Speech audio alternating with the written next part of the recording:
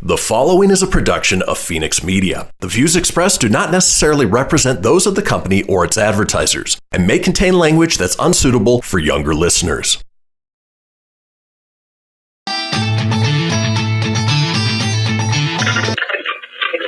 it up, fuzzball.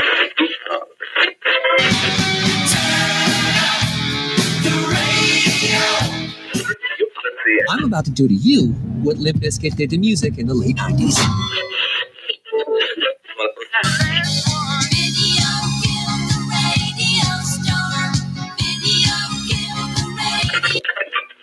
Surely you can't be serious. I am serious. And don't call me Shirley. Here goes the last DJ. Gentlemen, I wash my hands of this weirdness.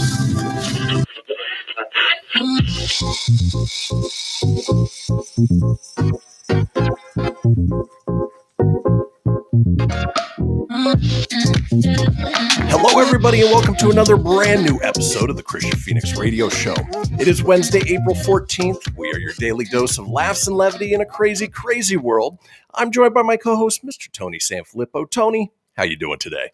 I'm doing good, buddy. It is hump day. Yeah. I know you'll play that soundbite in a bit, but doing good, man. A little on the tired side today. It's it's not snowing anymore today, but it's very cold. It did snow a little bit overnight. So winter is here again.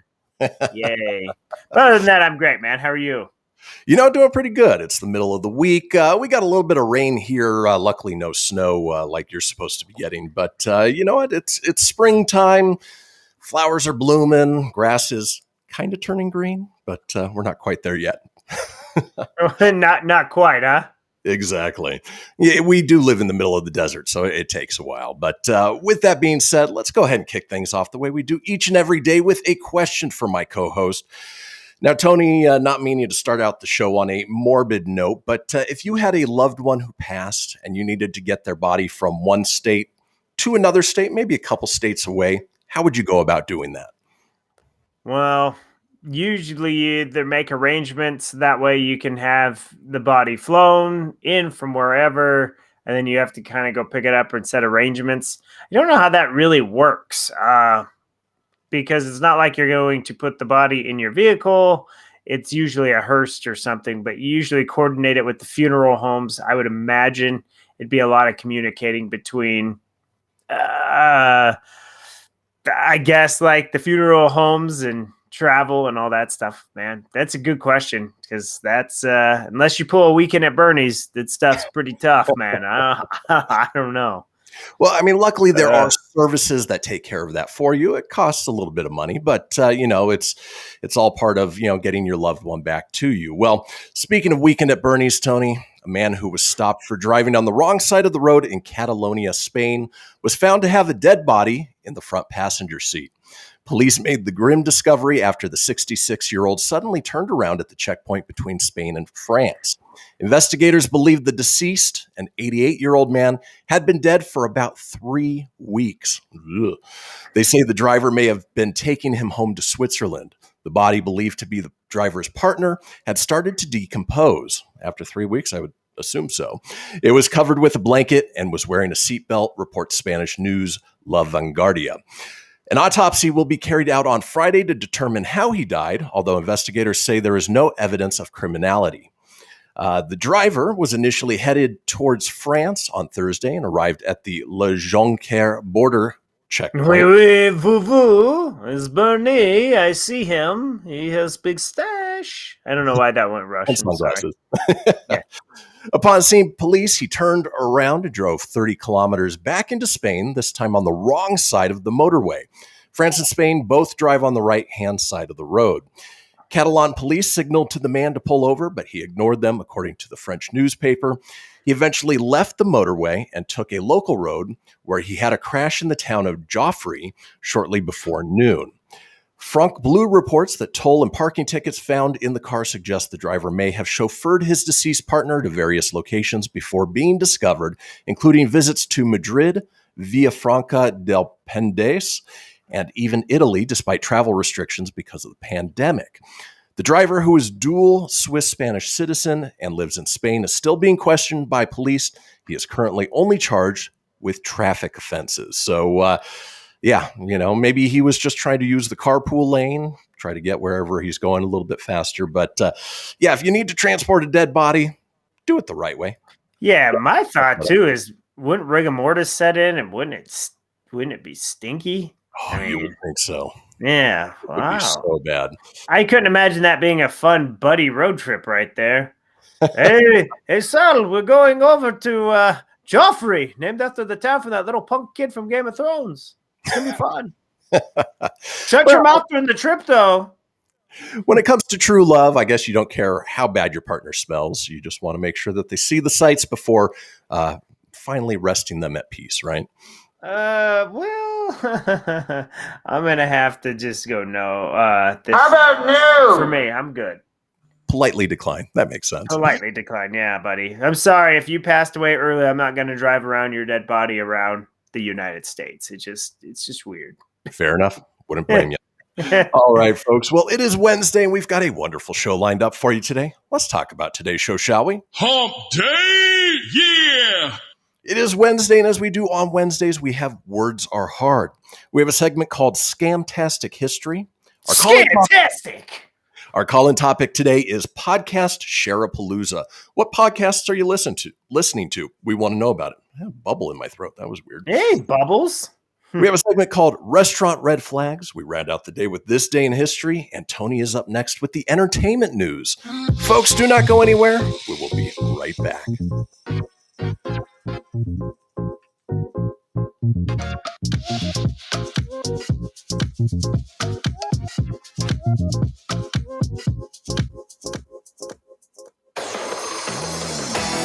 Behold, my precious. Ooh, let me tell you something right here. It's the Loot Crate subscription box, yeah, full of exclusive loot, fun surprises delivered to your door every month. Just pick up your favorite geeky genre, Daddy. From the original Loot Crate, the Loot Crate DX collectible boxes, dude. Cowabunga! To the Loot Gaming video game box. Woohoo! Yee-hoo! Wowzers! With crits starting as low as $11.99 per month, there's a box just about for all collectors. To get your geek on, head over to phoenixmedia.us/Loot Crate and claim your exclusive offer. That's FENIX media.us/Loot Crate. Great Scott! Snap into a Loot Crate, dig it? I spend a lot of time in the backyard, and I'm the center of attention at summer barbecues. In '96, I made some of the tastiest s'mores. And in '09, it was me, your backyard fire pit, that accidentally started a wildfire when a summer breeze carried one of my embers into some dry brush. Spark a change, not a wildfire. Visit SmokeyBear.com, brought to you by the U.S. Forest Service, your state forester, and the Ad Council. Only you can prevent wildfires. Hope you enjoyed your meal. And I just want to say, he's lucky to have a brother like you. Lucky? Caring for my brother is far from easy. But he's a part of me, like my arms and legs, so I'll be his. No time for tired. Nothing can disable this love. He needs me, but I'm the lucky one, even though I need help now and then. If you're caring for a loved one, visit aarp.org/caregiving for care guides and community. Support for your strength. Brought to you by AARP and the Ad Council. What if I told you that a tornado was going to happen tomorrow, right where you live? That it would touch down at exactly 3:17 p.m., and I told you the exact path it would take. You would, of course, prepare. You would talk with your loved ones, and you'd make a plan today. It's true, I can't tell you a tornado will strike tomorrow, but shouldn't you have a plan anyway? Go to ready.gov/communicate and make your emergency plan today. Don't wait. Communicate. Brought to you by FEMA and the Ad Council. This is Mario Andretti. You know me as a race car driver, but I'm also a Meals on Wheels volunteer. I've raced against the sport's biggest personalities, but I've never met more vibrant, amazing people than the seniors served by Meals on Wheels. You can make a difference by dropping off a hot meal and saying a quick hello. So, America, let's do lunch. Volunteer your lunch break. at americaletsdolunch.org. This message brought to you by Meals on Wheels America and the Ad Council. You're listening to Fenix Media. Listen live and explore more great shows at phoenixmedia.us.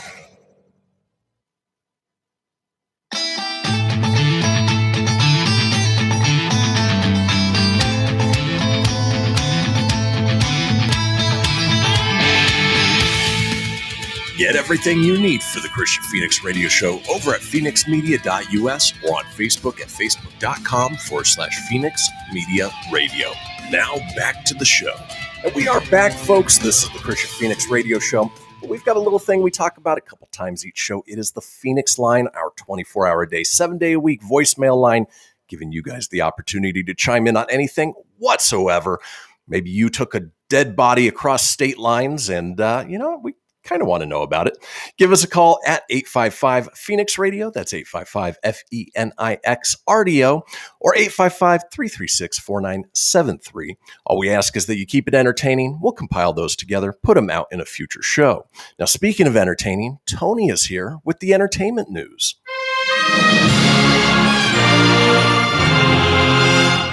Good morning, everybody. It is Wednesday, April 16th or April 14th. I'm Ron Burgundy, and I read my calendar wrong. It's your Filippo Fast Five. ArcLight Cinemas and Pacific Theaters, including the Cinerama Dome, will not be reopening. The iconic Cinerama Dome opened in 1963, and that's down in Hollywood. So the effects of the pandemic have finally caught up and killed the little guys. So rumors are other big-name theaters or big-name chain theaters may jump in there. Maybe you'll get an Alamo Draft House in there or something to kind of keep it alive. That'd be pretty solid. Kevin James to play New Orleans Saints coach Sean Payton in Netflix Home Team, produced by Happy Madison. It will be based off the 2012 season when there was Bountygate. Remember that?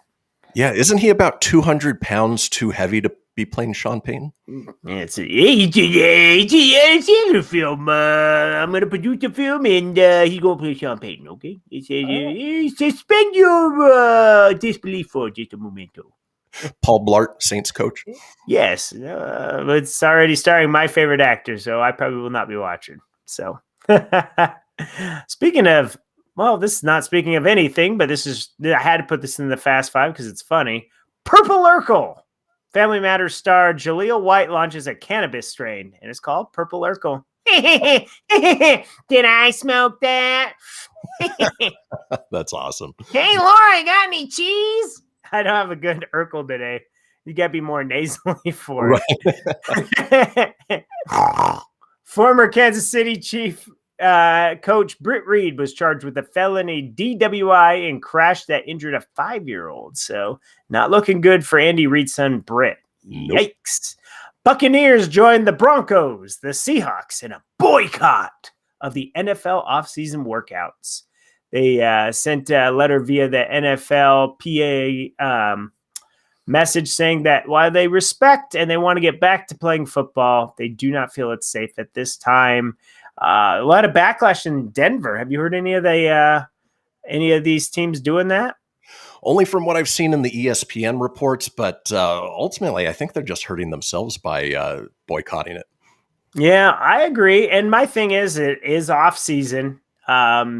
You don't need to really do it, but somebody brought out a good point. When you've gone 5-11, like our Denver Broncos did, every little time you don't get together to try to gel as a team is not a good thing. So maybe this would be a good time for Locke and the boys to meet up and do what Peyton did, get the receivers and stuff together, get on track, and we'll see. But, we are a little bit away from NFL stuff. We got the draft in 2 weeks, so I digress. That's a long Filippo 5 today, That's all right. I was going to say, just as long as the quarterbacks don't get together and then get themselves disqualified, and you have to have some random third string receiver to come in and play. That was so weird last season. That was so dumb. They did not really hook up the Broncos in that game. That was pretty bad. Moving on to the entertainment news, because us, we could talk football and stuff, and I know everybody's like, yeah, football. Not really. Most people are like, yay. Okay. We fast forward through that.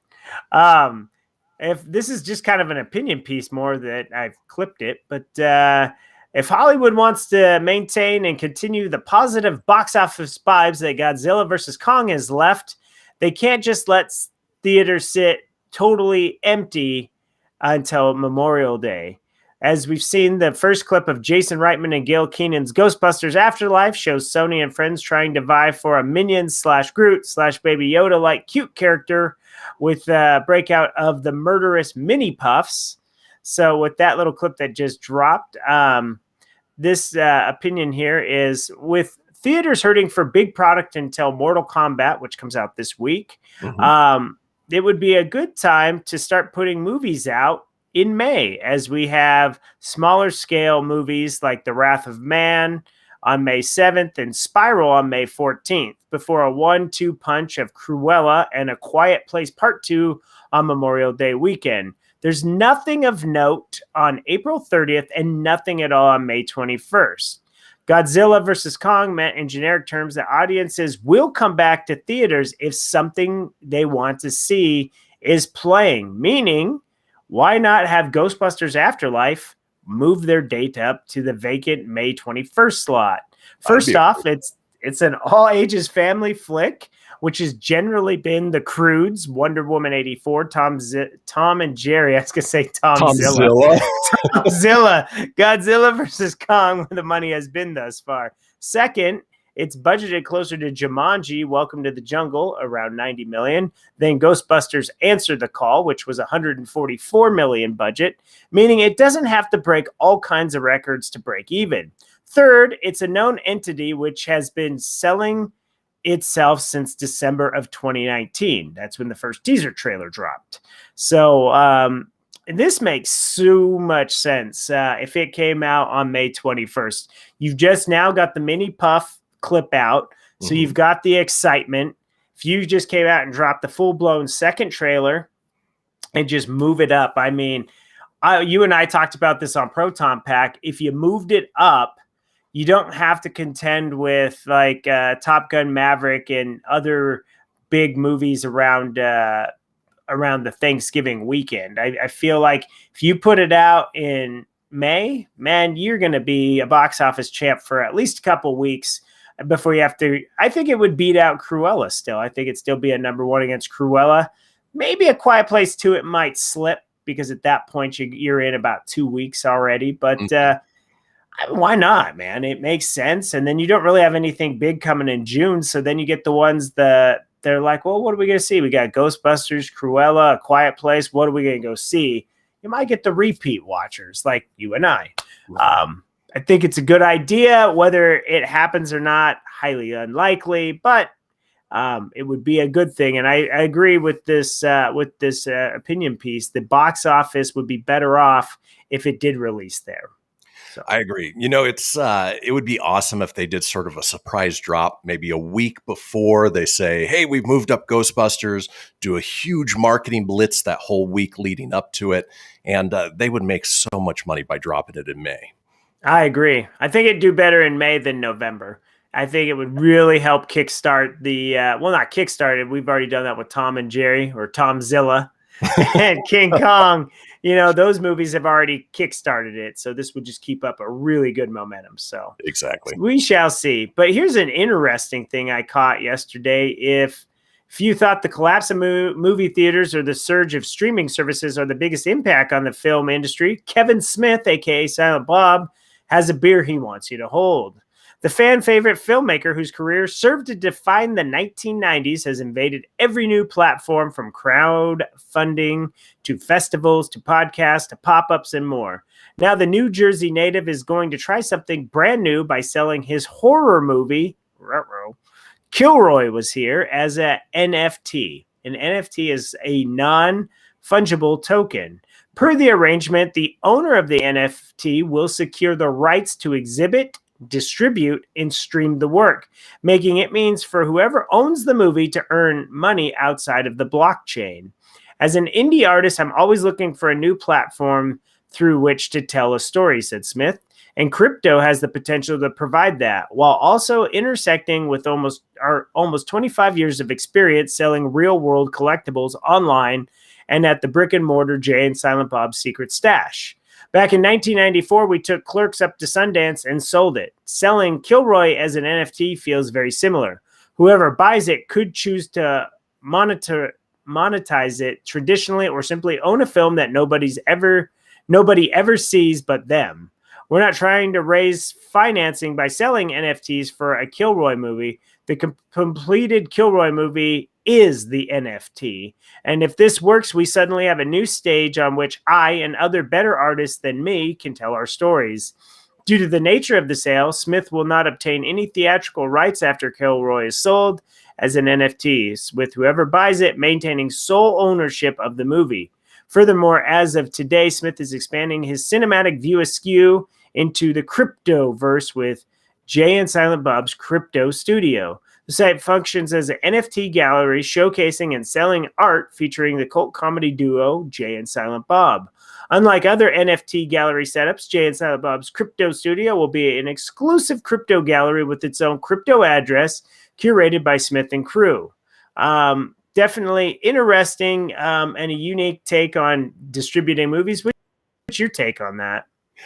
I love the idea. Kevin Smith has always been at the forefront of any new emerging technology, whether it's crowdsourced funding, podcasts, doing it by NFT, which is essentially a certificate of authenticity for a digital work, is brilliant. It's the way things are going. It's the way that, if you look back at Michael Jackson owning the masters of Beatles albums, this is essentially the equivalent of that. And so whoever buys it can distribute it as they like, or as he mentioned, sit on it, because Kevin Smith horror movies are not that great. They are not that great, but it is definitely a unique take. And I mean, what do you have to lose if the film's already created and it's not been distributed yet? I mean, what do you have to lose by trying it? Exactly. Nothing. So, but that's it for your stretched out entertainment news. Like, go figure. I needed just like one extra story and I only got to 2 of them. Good job, Tony. Way to stretch everything out this morning. Let's dance on into the birthdays today, shall we? It's my birthday! Oh, yeah. It's Little Miss Sunshines. She's a child actress who also played roles in My Sister's Keeper. She played Little Rock in both the Zombieland movies, and she was also cast in Fox horror comedy series Scream Queens. Abigail Breslin is some age that I did not write. Way to go, Sanfilippo. Way to go. You want to, it's just her birthday. I think she's 20 something maybe. Yeah. Kendall Hart on the soap opera All My Children. She also voiced April O'Neil in 2007's Teenage Mutant Ninja Turtles, but she was more immortalized for being Buffy in Buffy the Vampire Slayer, or maybe for us 90s kids, she's most well known for that makeout scene in Cruel Intentions with Selma Blair. Sarah Michelle Gellar is 44. Was good on that. This one will make you feel a little old if you're an 80s person, 80s kid, or a 90s child. A former Brat Pack member known for his 80s comedies, including The Breakfast Club, Weird Science, and 16 Candles. His other film credits include 6 Degrees of Separation, Edward Scissorhands, and Out of Bounds. He began appearing in season 6 of Marvel's Agents of S.H.I.E.L.D. Anthony Michael Hall is 53. Wow. And last birthday, because I don't want to take up too much more time, 17-time MLB All-Star, 1973 NL MVP, nicknamed Charlie Hussell. He became all-time MLB hits leader with 4,256 hits in his career. He is not eligible to be anywhere in the MLB due to gambling. You can find him in Las Vegas. Pete Rose is 80. 80. Wow. Yeah. Crazy, huh? Yeah, so is his bowl cut. Nah, that's a good way to go out. Well, folks, that does it for the entertainment news. When we come back, it's Wednesday and we've got Words Are Hard. Don't go anywhere. We'll be back after these messages. After these messages, we'll be right back.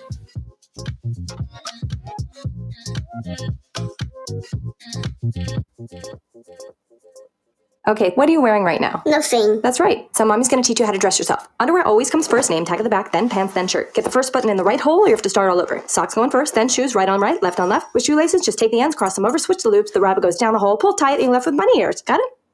Why are your pants on your head?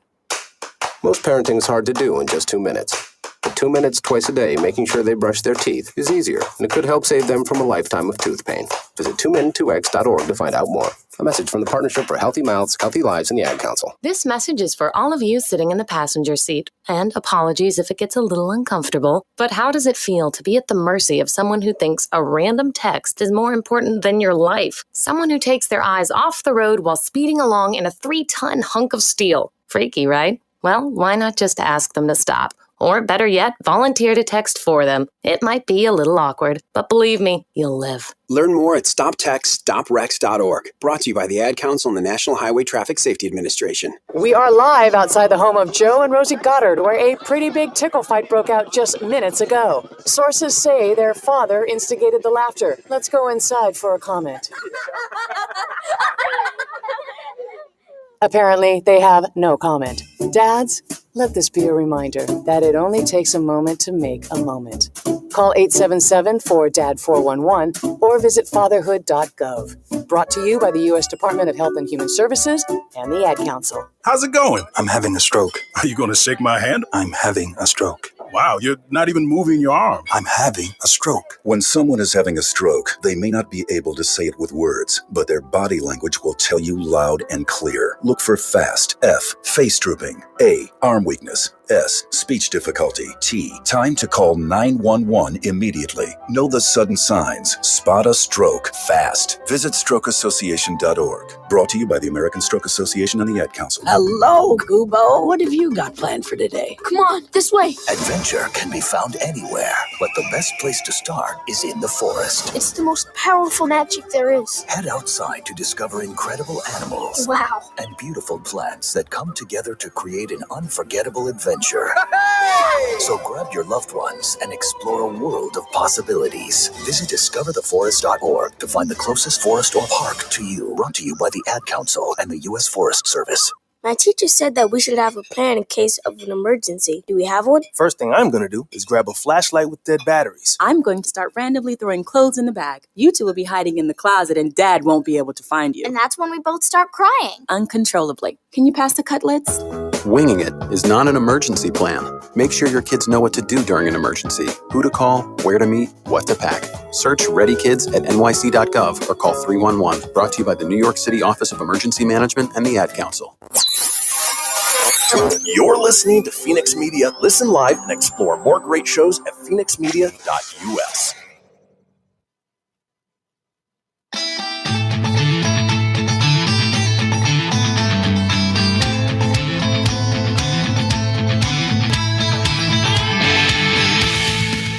Get everything you need for the Kristian Fenix radio show over at phoenixmedia.us or on Facebook at facebook.com/Fenix Media Radio.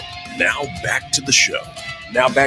Indeed. This is the Kristian Fenix radio show, and we are all over social media with many of you watching us as we speak on Facebook Live or YouTube Live.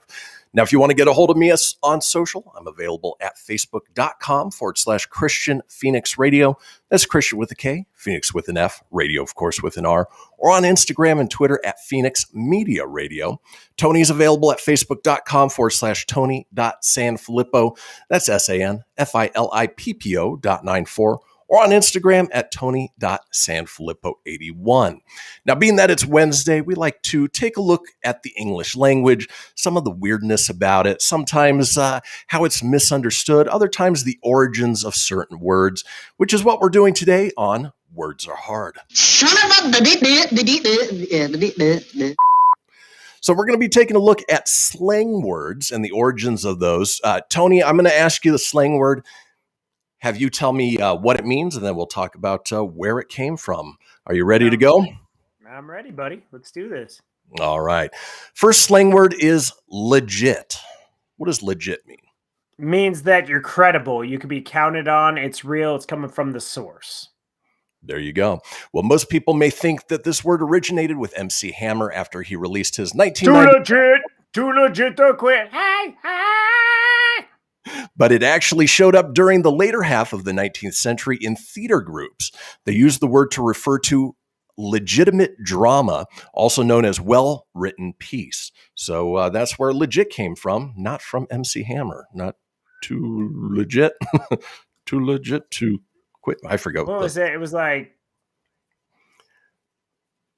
something like that. Something like that. Yeah. I don't know. Some girl did that to me, and I go, "What the hell are you doing?" And she goes, "I'm too legit to quit." Now, granted, it was like 1992 when that happened, so right.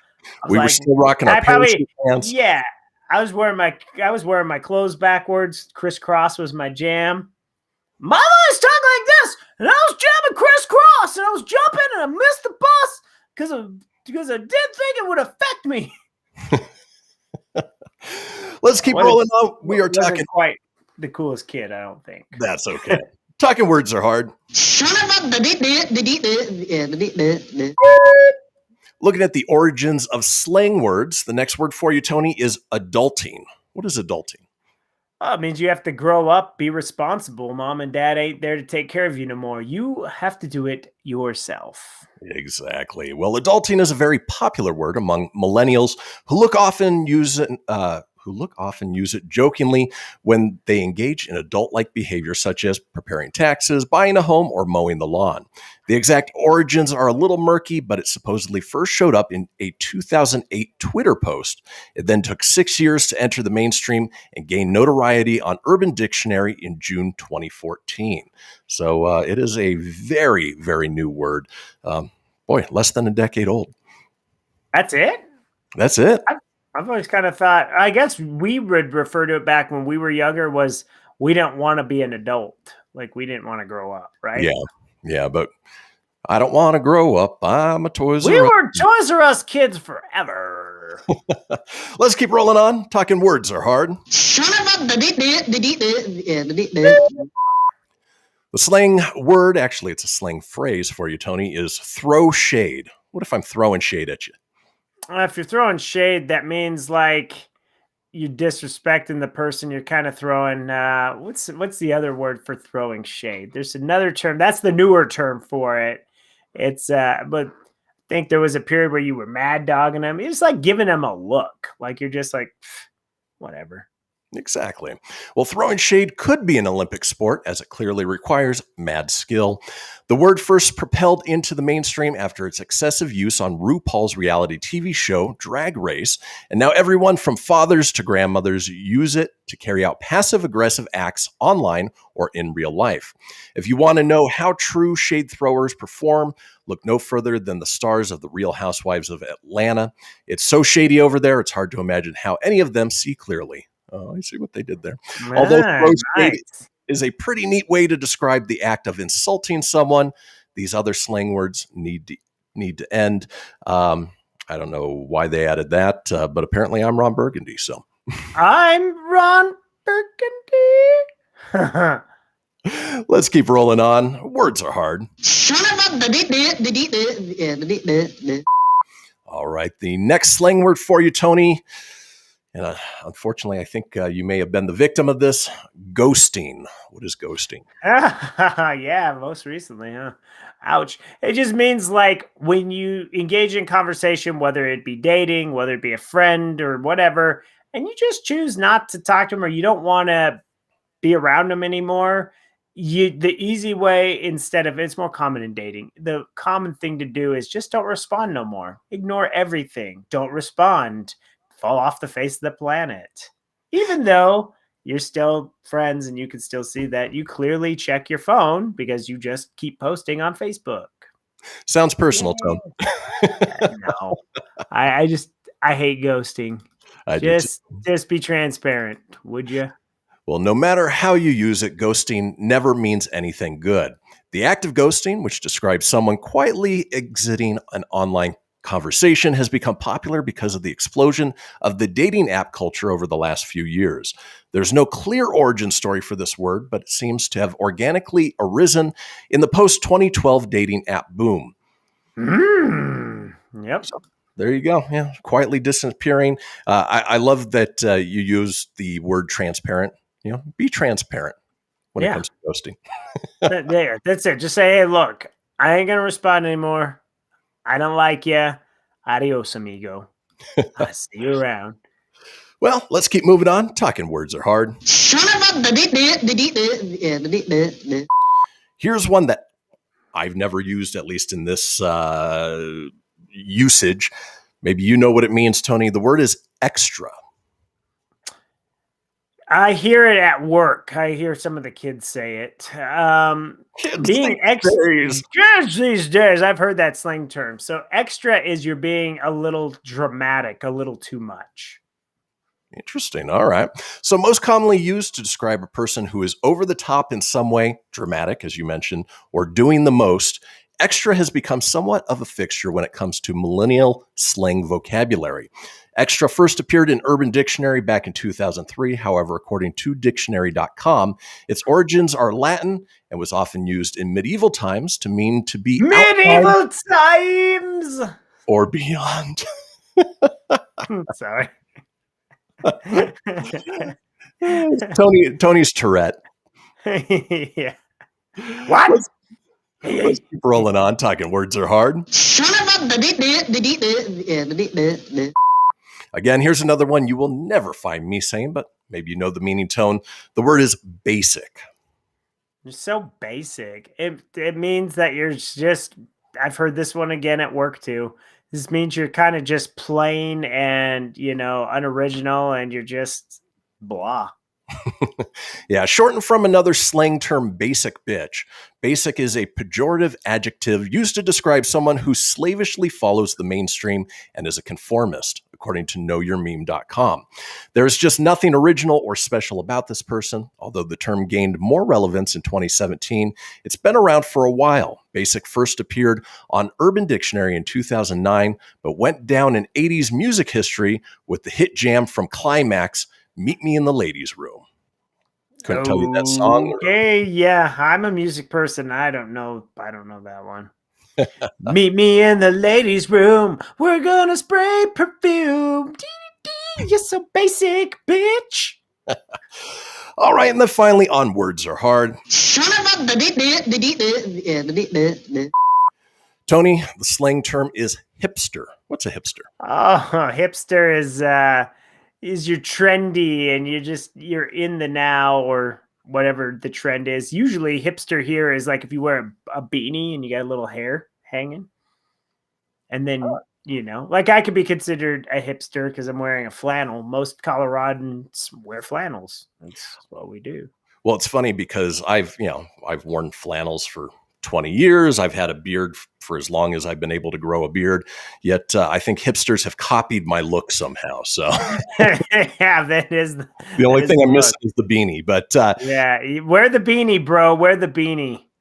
The hipster, a person who was originally celebrated for being on the cutting edge of a trend before it became mainstream. Hey, look, I was the original hipster. But it is now known as a know-it-all who wants to appear cooler than the masses. In all seriousness, the word is a derivation of the word hip, which means to be tapped into the cultural zeitgeist. Boy, words are hard today. Zeitgeist! It first gained traction in the 20th century jazz era when people flocked to African-American neighborhoods to participate in the budding music scene. The word faded out in the 50s, but resurfaced in the 90s and has stayed quiet for a while. So take it from the OG hipster. You don't want to be copying this look because I'm going to be rocking it forever. You may not be. So it's hip to be square. There you go. Well, folks, that does it for this edition of Words Are Hard. When we come back, we've got a segment called Scamtastic History. Don't go anywhere. Scamtastic. We'll be right back.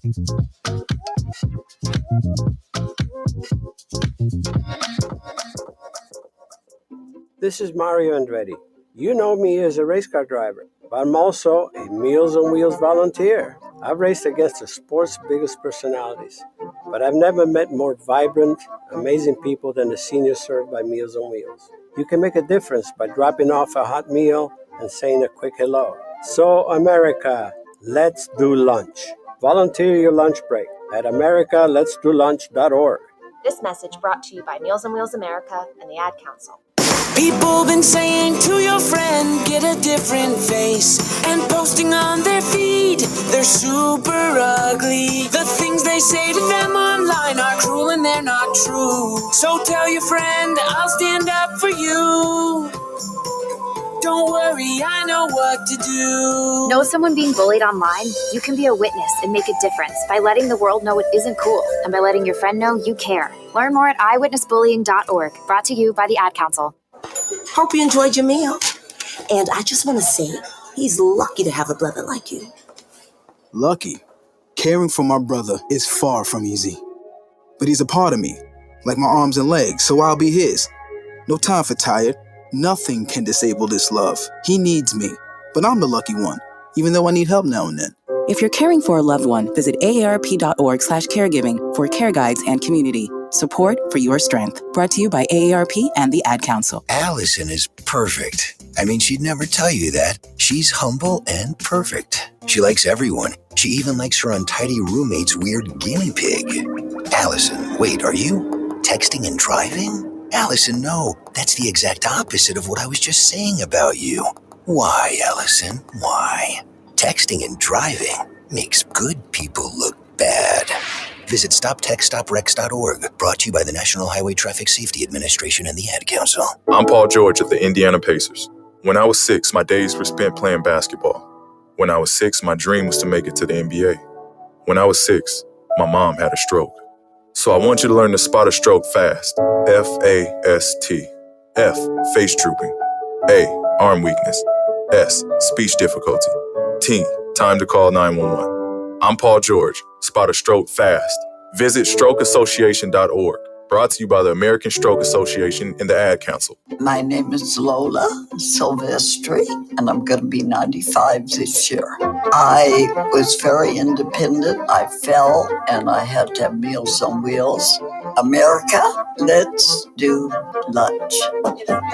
1 in 6 seniors faces the threat of hunger, and millions more live in isolation. Drop off a hot meal and say a quick hello. Volunteer for Meals on Wheels by donating your lunch break at americaletsdolunch.org. This message brought to you by Meals on Wheels America and the Ad Council. You're listening to Fenix Media. Listen live and explore more great shows at phoenixmedia.us.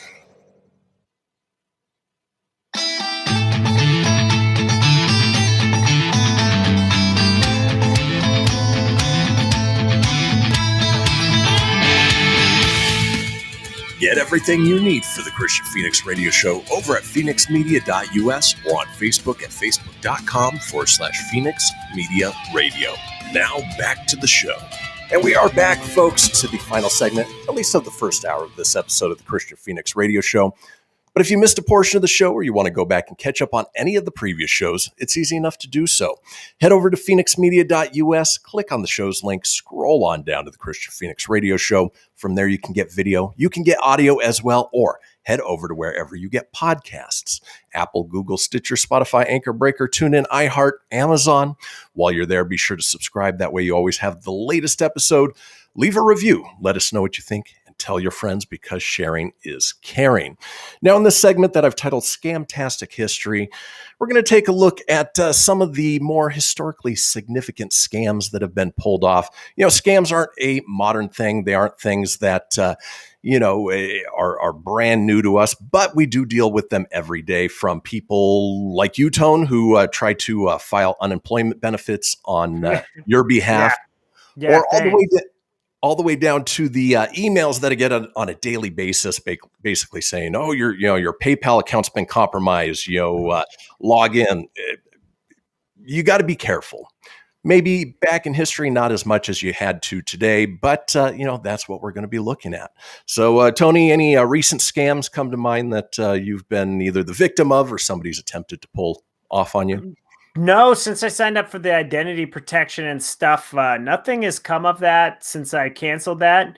The only weird one that was kind of strange, and I normally don't ever answer like spam calls.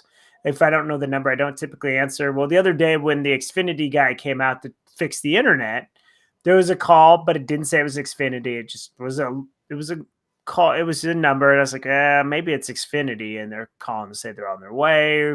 So I answered it, and the lady, you couldn't understand a word she said. And she said, "Yeah, like, how was your Xfinity appointment?" And I was like, "Oh, well, she's like, was everything to your satisfaction with your Xfinity appointment? I said, well, no, because it hasn't happened yet. Right. I'm like, wouldn't you have seen that? And they're like, I'm like, did I miss something? Did the person come and I just was unaware because they haven't come to do the work? And she goes, oh, no, the appointment will be between 9 and 11. Thank you. Have a good day. Thanks for choosing Xfinity. And I was like, that was weird. Yeah, it doesn't sound to me like a scam. Maybe they were just mixed up on timing. Yeah, that was the weirdest thing I've had lately. And the Xfinity guy's like, yeah, that's weird. They normally don't call until they're done. I'm like, yeah, that's what I thought. Yeah. But more of a miscommunication. Well, we're going to take a look at Scamtastic History, and we're going to recycle this soundbite because I think it's fitting. Strange. Scam but true. Scam Patrol. There you go. All right. The first one here is The Selling of the Brooklyn Bridge. This classic of a scam artistry was supposedly first attempted by 19th century conman George C. Parker, who also sold the Metropolitan Museum of Art, the Statue of Liberty, and Grant's tomb. It became such a popular trick that its origin of the saying, if you believe that, I've got a bridge I can sell you. I don't know about that saying, but apparently somebody successfully sold the Brooklyn Bridge to some unsuspecting schmo. What an idiot. Yeah. I own the Brooklyn Bridge. I bought it from Jimmy on 5th Street. He offered me a bag of magic mushrooms, and then he gave me a pixie stick. I was like, I got a nickel in my pocket. Can I buy the Brooklyn Bridge? He was like, yeah, it's a good deal. So I own the Brooklyn Bridge. Let's move on. We're talking Scamtastic History. Strange. The original Ponzi scheme, well, a Ponzi scheme can best be summed up with the idiom borrowing from Peter to pay Paul. The man who lent his name to the con was Charles Ponzi, who raked in an estimated $15 million in 8 months by persuading tens of thousands of Bostonians that he had unlocked the secret to easy wealth. Needless to say, he hadn't. Dang. Have you heard that term, Ponzi scheme? No, I've heard the Ponzi scheme. I didn't know that's where it came from, though. Yeah, it's a little bit of words are hard trickling over into this segment. So yeah, I like that. No, it's the first time I've heard what that was. I've heard it many times. So, like, you gotta be careful, man. People always trying to. It's like the whole pyramid scheme thing, right? It's like, oh, if you get this person under your team and you get this person under your team, then you get a portion, and they get a portion, and they get a portion. It's like it's. Well, it goes back to inspect what you expect. You know, if it sounds too good to be true, maybe do your research a little bit. Odds are it is freaking too good to be true. Let's keep rolling on. Scamtastic History. Strange. Scam City. Well, unlike her animated counterpart in the 1997 musical Anastasia, Tsar Nicholas II's real-life daughter was executed with the rest of her family in 1918. However, the movie's plot is based on a kernel of truth. Following the execution, a handful of imposters came forward over the years, claiming to be one of the 5 deceased Romanov children. They hoped to claim some imperial riches or fame. The most famous of them was a woman named Anna Anderson, who spent decades posing as Anastasia, which I had no idea about. I saw the movie in passing, but people will come out of the woodwork if they think that there's money to be made. Oh, absolutely. If there's money, they're into it. They're ready. When you said Romanov, I was like, is Natasha in there? Black Widow. Yep. I was thinking that would be the right thing to do. Let's keep moving on. Scamtastic History. Strange. This one is one of my favorites of all time. In the 1950s, rigging the outcome of these popular programs was its own genre of fraud, with producers and contestants collaborating to make a more entertaining show. We're talking about quiz shows. Perhaps the most famous perpetrator was Charles Van Doren, a champion of 21, who was forced to resign from his teaching position at Columbia when the deception was revealed. His downfall was chronicled in the 1994 film Quiz Show, Fantastic movie. Following the scandals, public trust in game shows was so low that Jeopardy's iconic answer in the form of a question format was specifically designed to be scam-proof. And there are certain laws you have to abide by if you are holding quizzes for a quiz show. Otherwise, you can get into big trouble. Oh, yeah. If you're going to do those types of shows, it's big time. It's kind of like we did a story a couple weeks ago with The Price is Right, where they accidentally had the Plinko machine. Exactly. Where that lady kept winning and winning, but it was one of those promo Plinko machines they forgot to change. It was like, oh. Yeah, and they still paid her out, but at the same time, they had to be very careful that they didn't get in more trouble. Exactly. Rolling on, talking Scamtastic history. Strange. In this case, you have the many identities of Frank Abagnale Jr. If you recognize the name, you may recognize the movie. If you ever heard it, Frank Abagnale Jr. never took the advice, just be yourself, to heart. At the age of 16, Abagnale began an illustrious career as an imposter, posing as a pilot, a doctor, and an attorney, becoming an expert at forging checks and other documents. After being arrested at age 21, he was eventually released from prison early on the condition that he assist the FBI in catching other fraudsters. The remarkable story was adapted in 2002 with the film Catch Me If You Can, another great movie. Oh, that's what that's from. That's awesome.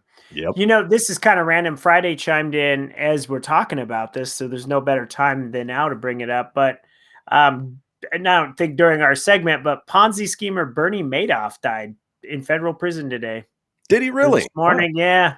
As we talk about Ponzi scheming, no better time than now to share that breaking news. Well, he's on the list, but we won't be able to get to it because we're running out of time. So let's he ain't making the list because he's done. Yep. And we got our final Scamtastic history. Strange. The Real Wolf of Wall Street. Well, the pump and dump schemes of Jordan Belfort were first exposed by Forbes magazine back in 1991 when it described him as a twisted version of Robin Hood who robs from the rich and gives to himself and his merry band of brokers. Belfort would go on to spend 22 months in prison for his crimes. In 2020, he sued the filmmakers of his biopic for $300 million, the same amount the movie made at the box office. I don't think he won that one.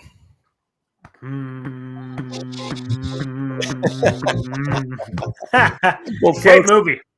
That does it for the first hour of this episode. But join us back here on the second hour when we talk about our call-in topic, podcast Share-A-Palooza. Podcast-A-Palooza! What do you listen to? So we're headed into the long break. Enjoy the news. Take a potty break. Grab yourself some tea, and we'll see you guys in 7.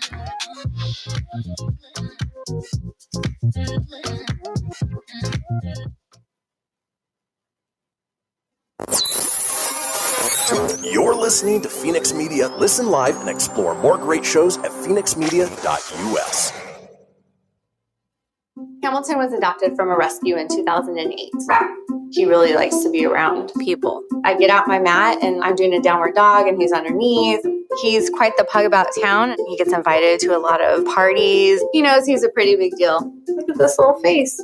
How could you not love him? Hamilton the Pug, Instagram star and shelter pet. Amazing adoption stories start in shelters.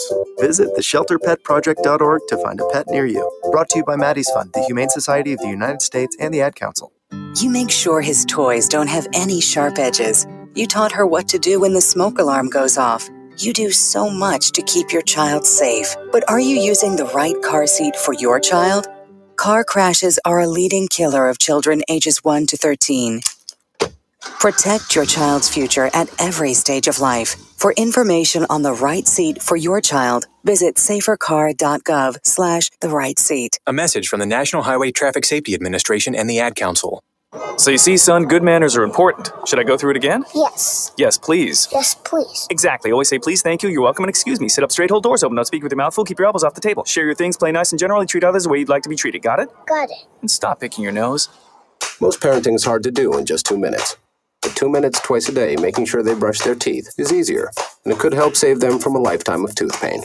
Visit 2min2x.org to find out more. A message from the Partnership for Healthy Mouths, Healthy Lives, and the Ad Council. I'm a retired school psychologist, and helping people was my thing. After my stroke, When Meals on Wheels started, I was on the other end of the stick, so to speak. My name is Julius Gaines, creative writer, poet, photographer. 1 in 6 seniors faces the threat of hunger, and millions more live in isolation. Drop off a hot meal and say a quick hello. Volunteer for Meals on Wheels by donating your lunch break at americaletsdolunch.org. This message brought to you by Meals on Wheels America and the Ad Council. You're listening to Fenix Media, the multiverse of pop culture entertainment. To explore our complete lineup of quality programs, head over to phoenixmedia.us or like our Facebook page at facebook.com/Fenix Media Radio. From Feature Story News in London, I'm Nina Maria Potts with the latest world news. Russian President Vladimir Putin and US President Joe Biden have spoken by phone to discuss tensions with Ukraine and difficult bilateral relations. President Biden expressed concern about Russia's military buildup along the Ukrainian border. Julia Chapman has more. The second phone call between Presidents Putin and Biden was held at the request of the US. According to the White House, Joe Biden expressed unwavering commitment to Ukraine's sovereignty and territorial integrity. The Kremlin readout barely mentioned Ukraine, only to say that President Putin urged political solutions to ongoing tensions. The US president suggested a bilateral summit in the coming months to be held in a third country. Russia recalled its ambassador to Washington last month, and he remains in Moscow for strategic discussions about the Russia-US relationship. Julia Chapman, Moscow. The French president will chair a meeting on Thursday with senior ministers to discuss a plan to reopen the country from mid-May. Before the end of the month, Emmanuel Macron will make another address to the nation on the subject of how and when to end the current lockdown, which is in place nationwide. Ross Cullen reports. Speaking to French media on Wednesday, the finance minister said that we do not want to reopen the economy just to have to reclose it shortly after. That is the delicate issue for the French government, which is watching the opening up of the economy in neighbours like the UK with envy. France averages more than 35,000 new coronavirus cases and more than 300 new deaths each day at the moment, and the health situation will guide the government's aim to start to reopen some parts of the cultural and hospitality sectors from the middle of next month. Ross Cullen, Paris. India has agreed to fast-track approvals for vaccines authorized for use in the US, UK, Japan, and the EU, along with the ones cleared by the WHO. This comes at a time when the country is facing acute vaccine shortages and has reported its biggest single-day spike in infections since the pandemic began. Ishan Garg reports. The move could allow the entry of Pfizer, Moderna, and Johnson & Johnson vaccines at a time when vaccinations have been halted in several centers as cases of COVID-19 are at an all-time high. Vaccines approved by foreign regulators were earlier required to conduct bridging trials, but can now be rolled out after observing the first 100 beneficiaries for 7 days. Experts say this will be a shot in the arm for India's immunization drive that aims to inoculate 300 million by August. Hopes are that this will help bring the second wave under control, which is now claiming close to 1,000 lives every day as per official records, with some experts claiming that the real numbers could be much higher. Ishan Garg, New Delhi. From bureaus worldwide, this is FSN. Keyboard Cat, Hamilton the Pug, and Toast Meets World. These are some of the internet's most beloved pets, and they all have one thing in common. Their stories started in a shelter. Start your story. Adopt a dog or cat today. Visit theshelterpetproject.org to find a pet near you. Training that pet to play the keyboard, that's optional. Start a story. Adopt a shelter or rescue pet today. Brought to you by Maddie's Fund, the Humane Society of the United States, and the Ad Council.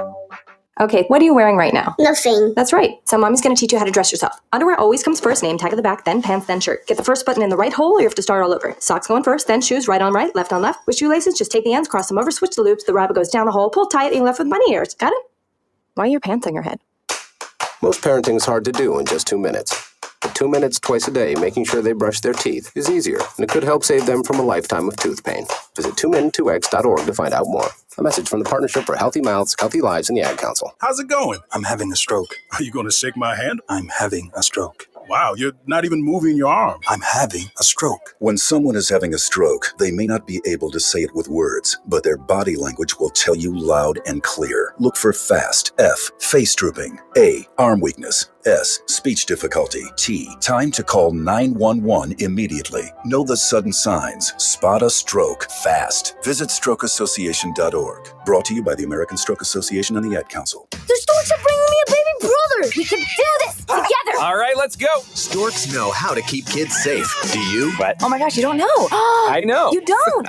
Oh man, you laugh when you're uncomfortable. No. Making sure your child is in the right car seat is one of the steps to safer travel. I will rock this. You will rock this. To know for sure that your child is in the right car seat for their age and size, visit safercar.gov/the right seat. Cool. Very cool. Brought to you by the National Highway Traffic Safety Administration and the Ad Council. The following is a production of Fenix Media. The views expressed do not necessarily represent those of the company or its advertisers and may contain language that's unsuitable for younger listeners. Laugh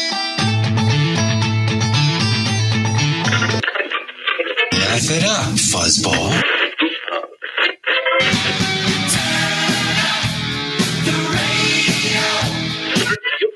I'm about to do to you what Limp Bizkit did to music in the late 90s.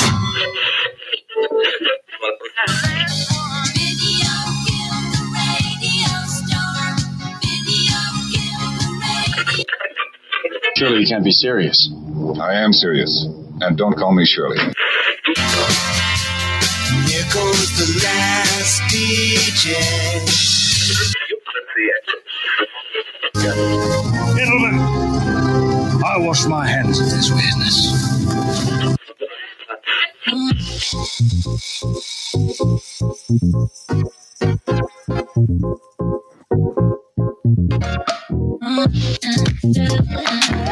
Welcome back, folks, to the second hour of this episode of the Kristian Fenix Radio Show. It is Wednesday, April 14th. We are your daily dose of laughs and levity in a crazy, crazy world. Still joined by my co-host, Mr. Tony Sanfilippo. Tony, you ready for the fastest hour of the day? Yeah, I'm always ready for the fastest hour.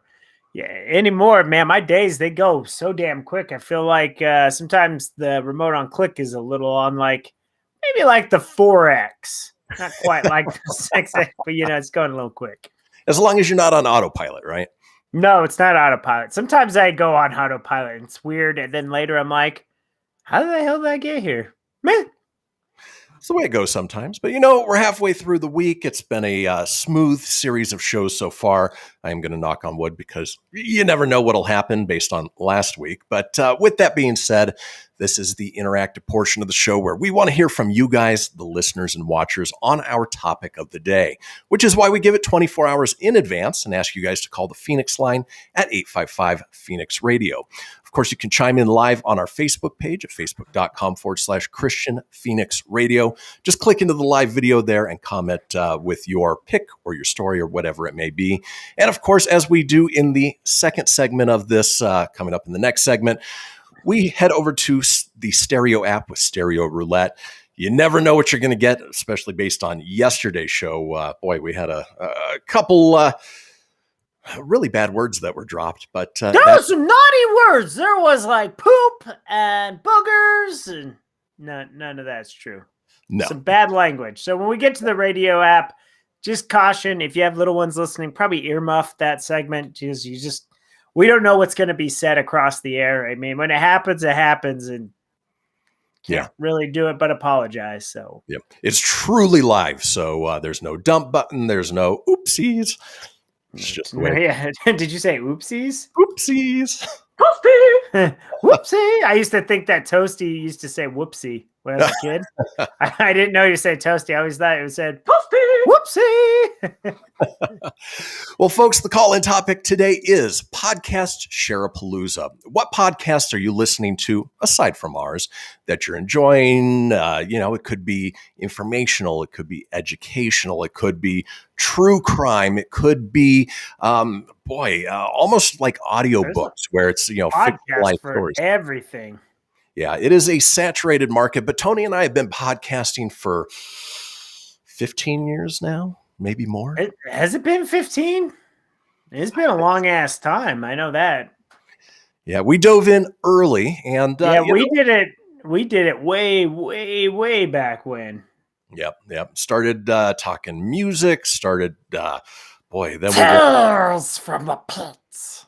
Exactly. But have a lot of fun doing the podcast. But at the same time, we're also podcast listeners. So, Tony, I'm going to throw the question over to you. What other podcast? Just give us one for now, and we can always fill in the rest.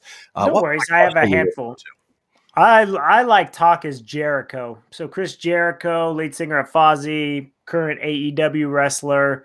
Legendary wrestler. I love it because he talks all kinds of things. He has rock star guest hosts on there. He'll have wrestlers. They'll talk stories from the past when you and I used to watch it and love it. He talks about all things rock and roll, movies. He does a movie review. Sometimes he likes to drink when he's doing his podcast. So it reminds me of the episode when I got drunk and we did Proton Pack. That was he's just an entertaining storyteller. So I really enjoy Talk is Jericho. All right. That's a good one. It's one that I haven't checked out yet. I keep meaning to, but I get most of my podcast listening in when I go on the road trips to see. He also talks like ghost, like hauntings and UFOs and stuff like that. So it's all over the place. It's not always wrestling, rock and roll, and his band and stuff. There's all kinds of things. I like his movies and things like that. He does a lot of fun stuff. So he's pretty entertaining. Yeah, it sounds like a good amount of variety, especially, if you're maybe not a huge wrestling fan, he's talking about other things. So I'd say that's a good pick. For me, I'll go ahead and give my long form pick. This is a show that on average runs about 2 hours long. So you got to have plenty of time to listen to it. But I'm talking about the Tim Ferriss Show. And Tim Ferriss interviews entrepreneurs, business leaders, thought leaders, celebrities, actors, and basically sort of deconstructs, finds out who they are and, where their motivations come from. And which is really sort of interesting because it's, especially if you are somebody who's an entrepreneur, somebody who's looking to build a business, listening to these other people and how they did it and realizing that they didn't strike gold right out of the gate. Most of them struggled and worked hard and failed many times before they succeeded, is inspiring to those of us who are trying to build something and make something big. And so, the Tim Ferriss Show is just a wonderful show if you've got the time to listen to it. And you can sort of pick and choose who you listen to, but I would recommend pretty much every single episode because you'll get little nuggets of information that you wouldn't have gotten otherwise. And folks, that is what we are looking for. What podcasts are you listening to? Could be short form, could be long form, entertainment, informational. We don't care. We just want to hear about it. When we come back, folks, it is all about you. So don't go anywhere. We'll see you guys in just a couple minutes.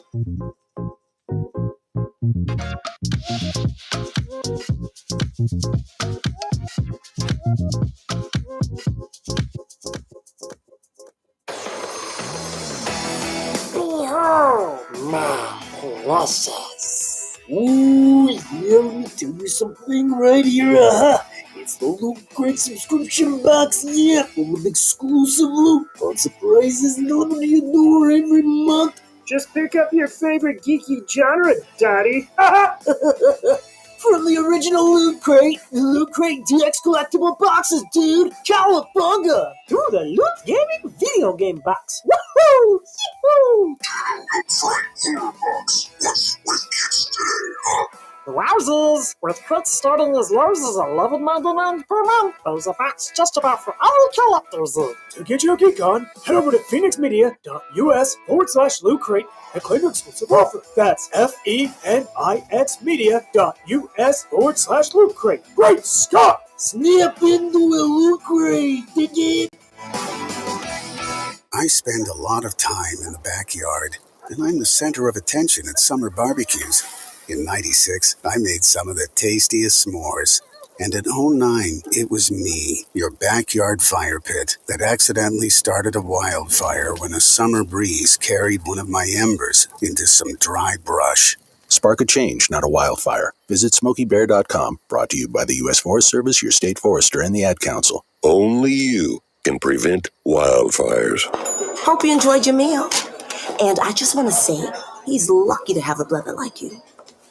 Lucky? Caring for my brother is far from easy. But he's a part of me, like my arms and legs, so I'll be his. No time for tired. Nothing can disable this love. He needs me, but I'm the lucky one, even though I need help now and then. If you're caring for a loved one, visit aarp.org/caregiving for care guides and community. Support for your strength. Brought to you by AARP and the Ad Council. What if I told you that a tornado was going to happen tomorrow, right where you live? That it would touch down at exactly 3:17 p.m., and I told you the exact path it would take. You would, of course, prepare.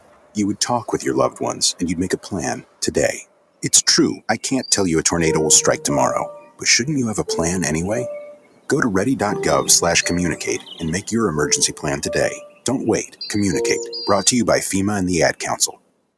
This is Mario Andretti.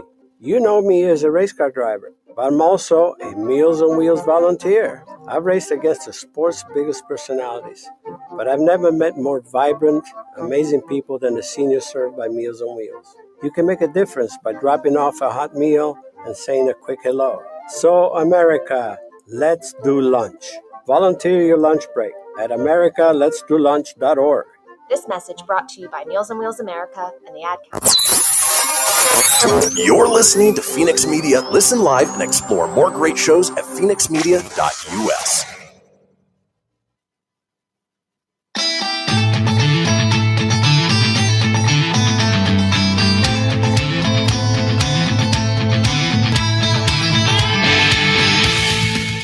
Get everything you need for the Kristian Fenix Radio Show over at phoenixmedia.us or on Facebook at facebook.com/Fenix Media Radio. Now back to the show. And we are back, folks. This is the Kristian Fenix Radio Show, and we are smack dab in the middle of the interactive portion of the show where we want to hear from you guys, the listeners and watchers, on our topic of the day. Now, if you want to chime in, head over to our Facebook page at facebook.com/Kristian Fenix Radio. Click into the live video there and comment in the comment section, or you can join us on the Stereo app here in just a couple minutes at stereo.com/Fenix Media. We are talking about podcasts. It's a podcast Share-A-Palooza today. What are you listening to? What are you enjoying? What do you want to share with the world? Tony mentioned Talk is Jericho, which is a great variety podcast from Chris Jericho, heavy metal musician, wrestler, all-around fun guy. And I mentioned entertainer. Wasn't he a friend of our show? He was. A friend of the podcast. And I mentioned the Tim Ferriss Show, which is a great long-form show for really entrepreneurs and people who are looking for motivation to keep that business going or starting a business. So with that being said, let's turn it over to you guys. Tony, I know you reached out to our usual crew cast of Phoenix fan members. What did they have to say? Well, shameless plug time. You gotta be checking out our podcast, the Proton Pack. Lacey agrees. She said, for podcasts, I listened to the Proton Pack, but I listened way more when it was live. It's tough to do it live. Maybe we'll bust out a special live one every now and then. Yeah. But you can check it out every Tuesday. We do make it Mondays, and then it airs on Tuesdays. So check it out. You'll get more nowadays than you used to. Yeah. And the Proton Pack is purely geeky, nerdy news. We talk TV, movies, video games. If you like the little bits of geeky, nerdy stuff that we touch on here on this show, you'll love that one. Yes, and it's pure just, if we do it in the evenings, you may get the alcoholic version of Tony, right? Mornings you don't. You get the smoothie, tea, water drinking guy. That's about it, because I got to go to work. She also listens to I don't know if it's Disney Unplugged. It's just DIS Unplugged, the Disney Dining Show, and the DVC Show. They're all Disney related. I know that. So interesting. Yeah, they're a Disney family for sure. Yes. For Mike, he listens to the three that Lacey mentioned. Conan O'Brien Needs a Friend, Husker Sports Network specials, Mac Break Weekly, Best of the Dan Patrick Show, and the Tech Guy. It does say the Disney Not Diner Show. Unplugged. Okay. No. I don't know. It's a diner podcast. I thought so if it was a dining show. Those are good ones. I know with Mike being a big Husker fan, it's great to get the Husker Sportsnet work specials. I don't know what Mac Break Weekly is. It's probably an Apple, like an Apple Oh, that type sounds, thing. yeah. Yeah. And Dan Patrick, he's always entertaining. Definitely. I like listening to him too. I was going to say now, Jamie Anna, she chimed in and she listens to Future Thinkers, Hidden Brain, The Unbeatable Mind, Rebel Wisdom, all sort of different but psychological driven or creative insight. Rebel Wisdom is more transforming old ways of doing things in this world and old ways of thinking and how to innovate for a better future. She's going to be smart. Ha! That's what she put. So I All right. read it like Ron Burgundy, So, some other ones we should throw out there too is Be Kind Rewind with Tim Nidell. His is very entertaining. He gets a lot of celebrities to join his podcast. A lot of voiceover talents. He's had some bitchin' interviews. His is he has. truly a fun podcast, and I really like his Saturday Morning Rewind is the actual, and I said Be Kind Rewind, right? That's the show here on Phoenix Media, but his podcast is Saturday Morning Rewind, and that's where he's got all the cartoon guests, and man, that one I've listened to on a couple of trips, and a very, very entertaining show. I really like that one. Yeah, especially if you like the behind the scenes of, old cartoons that we grew up with and, seeing and hearing from the voice actors that voiced, some of your favorite characters of all time. Yeah. And there's so many great ones I can mention too. Like That's Good Sports is a good Bronco one. Mile High Huddle Up is a good one. If you're Broncos fans, I like listening to those. And then I think Up, Down, Down with Xavier Woods has one too. It's the video game pod. Yeah, so it's more of a YouTube channel and they do that, but he does do a podcast as well. But you can really go anything. Kevin Smith, we talked earlier, he's got numerous ones. Like he's got Hollywood Babylon. He's got, Jay and Silent Bob Get Old. He has, what is the Fat Man-y one? The Fat Man on Batman. Fat Man on Batman. Yeah, he's got a lot. So if you're a Kevin Smith fan, he's got all kinds of podcasts for you. Yeah, and he's entertaining. He's got stories for days. A couple other ones that I want to mention on the short form side of things. One that I enjoy listening to, especially when I'm on the road trips, is one called Lore. That's Lore. And it looks at the history behind modern horror. So, they talk about the origination of where like vampires came from and werewolves and they dive deep into, historical like poisonings or, mysteries and all sorts of fun things. And it's easy to consume. It's about 20 minutes total in length. And, they format it in a very fun way. Another one I wanted to mention on the kids side of things, especially when I'm traveling with the boys, Mars Patel, which is a serialized fictional story that basically each episode is a different part of the story. That's a great one for the kids. And another great one is Wow in the World, which I think is made by NPR. Again, it's fun, it's entertaining, and it talks about, different scientific sort of things. So if you want to help your kids learn, check out Wow in the World. Wow. Check out Wow.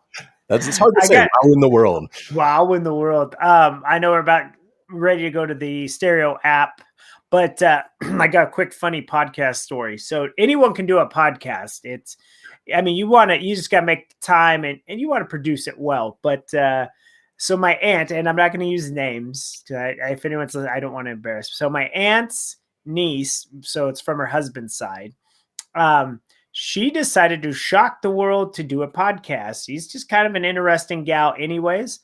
Her podcast is strictly about sex and how to give, things. You can do things and sell toys.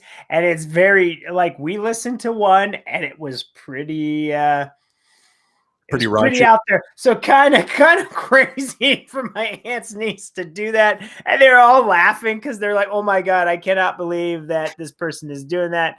I'm not going to plug it other than tell you the story because again, it's in my family. I don't want to embarrass anybody, but it is, I guess I could give her at least a shout out. It's Sex Talk with Amy. You can find it out there. Check it out. That's the thing. Only that one time, and it was a little rough. I'm like, and she's like, Tony, you could give her some tips on how to do a podcast. I'm like, no, I'm kidding. I giggle the whole time, man. That subject just makes me giggle. The nice thing about podcasts is there are, whatever your interest, there's a podcast for it. So if you're into underwater basket weaving, if that's a thing, I'm sure there's a podcast for it. So Mike and Lacey, I caught myself before I got too graphic with that. Sorry. Good. All right. Well, what we can't guarantee is how graphic other people are going to get because here we go. Delve into the stereo app, but maybe not as long as we normally do because we had a nice little conversation here. Yeah, but we did.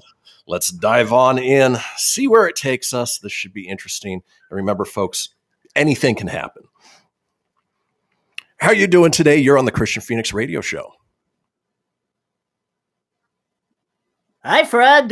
You're on the radio. What's up?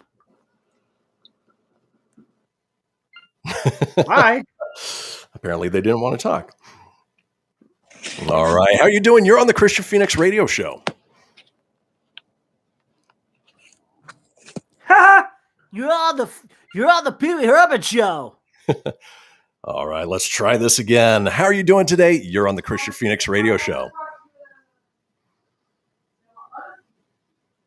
Apparently people want to let us listen to their background noise today. Yeah. Oh, they got to hear us. We're fighting. Let's put it on the air. All right. Nope. And that's the way it goes sometimes. All right. How are you doing today? I'm doing great. How are you today? Good. So we're talking podcasts today. What's your favorite podcast you're listening to? My favorite podcast show is listening to music and then sex talks and then adult talks and then Is that why your screen name's Banger?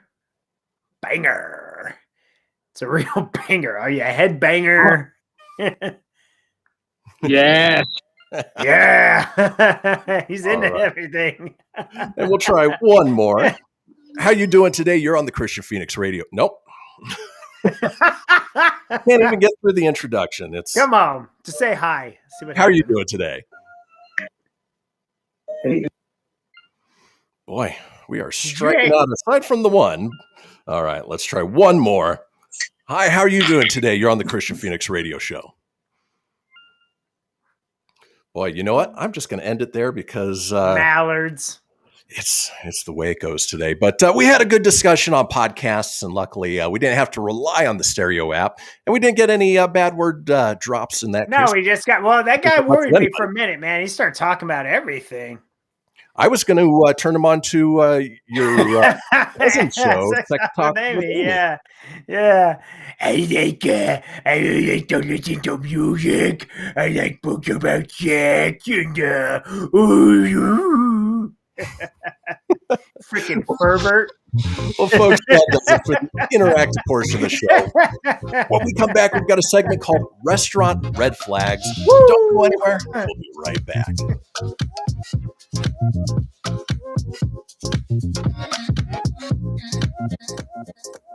Okay, what are you wearing right now? Nothing. That's right. So mommy's going to teach you how to dress yourself. Underwear always comes first, name tag at the back, then pants, then shirt. Get the first button in the right hole or you have to start all over. Socks going first, then shoes, right on right, left on left. With shoelaces, just take the ends, cross them over, switch the loops, the rabbit goes down the hole, pull tight, and you're left with bunny ears. Got it? Why are your pants on your head? Most parenting is hard to do in just 2 minutes. But 2 minutes twice a day making sure they brush their teeth is easier, and it could help save them from a lifetime of tooth pain. Visit 2min2x.org to find out more.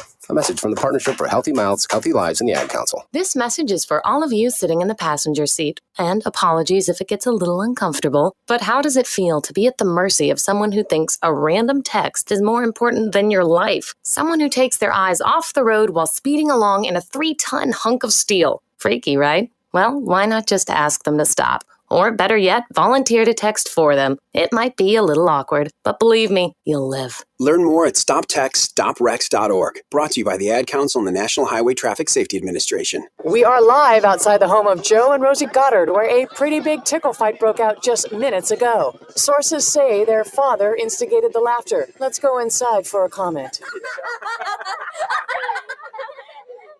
Apparently, they have no comment. Dads, let this be a reminder that it only takes a moment to make a moment.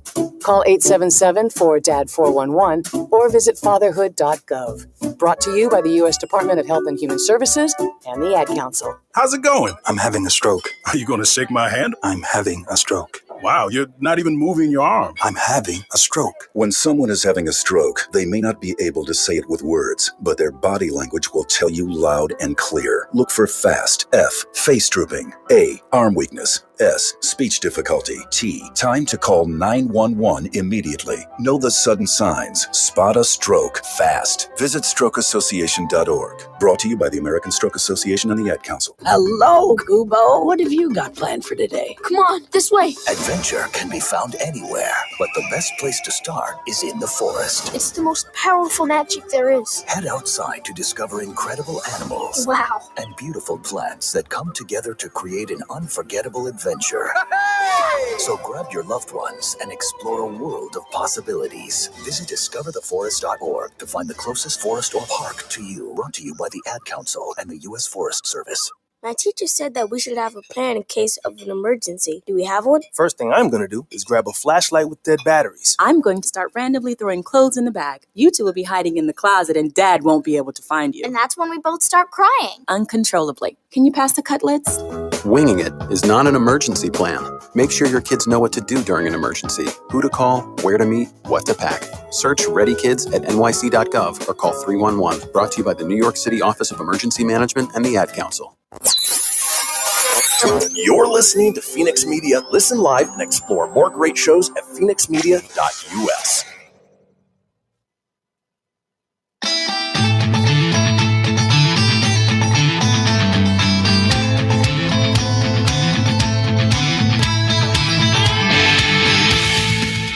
Get everything you need for the Kristian Fenix radio show over at phoenixmedia.us or on Facebook at facebook.com/Fenix Media Radio.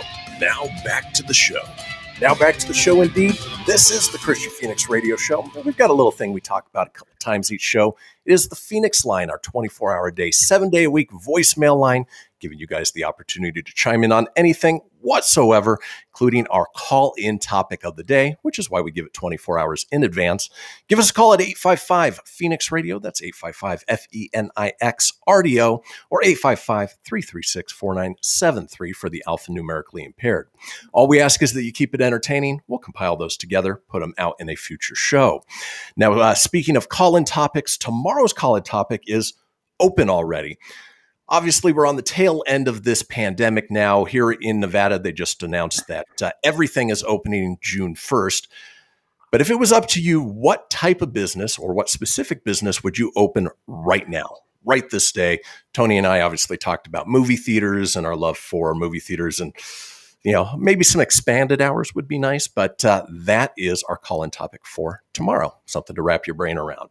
Now, in this that I've titled Restaurant Red Flags, we're talking about, chefs who have given some advice on what to look out for when you go to a restaurant to avoid, any of those uncomfortable Hershey squirts, for lack of a better.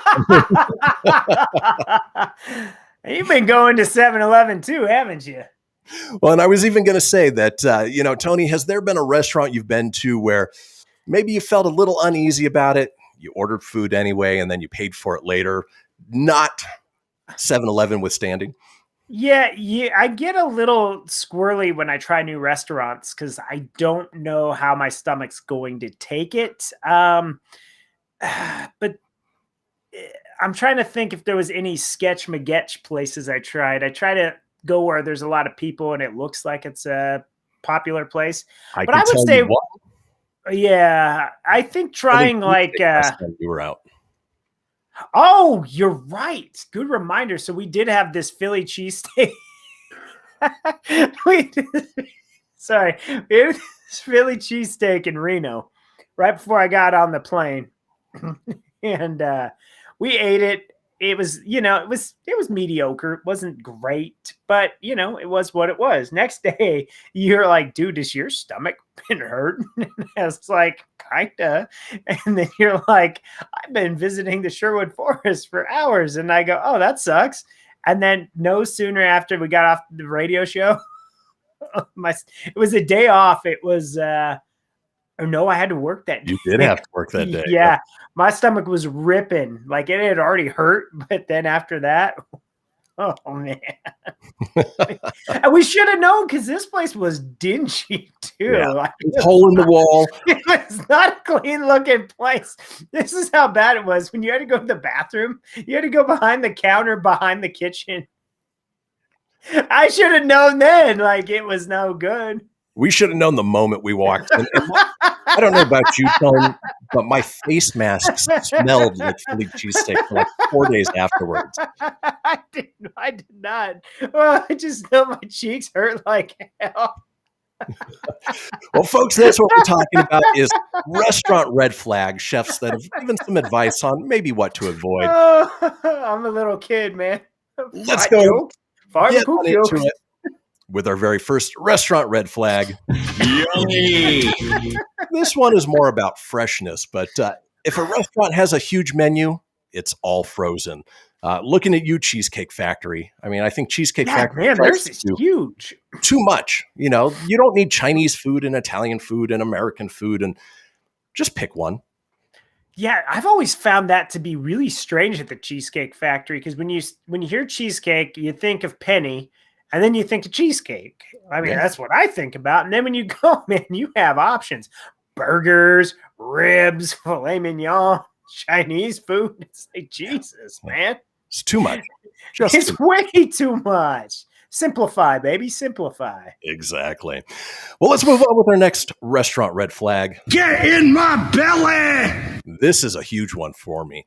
The first thing they told us in culinary school when you're learning food safety is if you enter a seafood restaurant and smell fish, leave. I don't like seafood to begin with. I like a few things, but if it smells fishy, I am out. Fishy. You remember that McDonald's commercial? Fishy. I got a case of the giggles. I'm sorry. The fact that some people do sushi. Yeah.